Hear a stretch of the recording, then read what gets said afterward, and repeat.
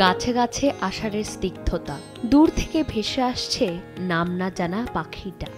এ যেন ঢাকার এক ভিন্ন রূপ। ঈদের তৃতীয় দিনে এই ছুটিতে যারা ঢাকা রয়ে গেছেন তারা ভিড় করছেন বিভিন্ন বিনোদন কেন্দ্রগুলোতে। বড়দের হাত ধরে গুটি গুটি পায়ে ছোটরাও এসেছে রাজধানীর শিশু মেলায়। কি কি করছো? রাইডে চড়ছি, ভালো লাগছে। গাড়িতে চড়েছি, মজা হচ্ছে অনেক। বাচ্চাদের জন্য খেলার কোনো আর স্পেস নাই, যার কারণে এই বাচ্চাদের এখানেই সবচেয়ে মজা পায় ওরা।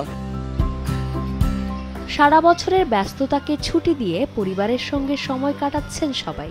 এই যে শিশু পার্কগুলো এবং বিভিন্ন বিনোদন কেন্দ্রগুলোতেই আমরা এই আনন্দের সময় কাটাতে চাই পরিবারের সাথে, বন্ধু বান্ধবদের সাথে। সারাদিন কর্মব্যস্ততার মধ্যে থাকি সব সময়ই, কিন্তু ঈদের দিনটিই আমরা বেছে নেই পরিবারের সাথে একটু সময় কাটানোর জন্য। এখন জন্ম সনদ দিয়ে খোলো বিকাশ স্টুডেন্ট অ্যাকাউন্ট। নিজের বিকাশ নিজে কর। ঢাকার মতো চট্টগ্রাম চিড়িয়াখানাতেও ছিল উপচে পড়া ভিড়। ঈদের ছুটি পরিবারের সঙ্গে উপভোগ করতে সব বয়সী মানুষের উপস্থিতি ছিল চট্টগ্রামের চিড়িয়াখানায়। তাই তো সাদা বাঘ, গন্ডার কিংবা বিশাল আকৃতির সাপসহ বিভিন্ন ধরনের জীবজন্তু দেখতে সাধারণ মানুষের উপস্থিতি ছিল চোখে পড়ার মতো। চন্দ্রিমা চৌধুরী, সময় সংবাদ, ঢাকা।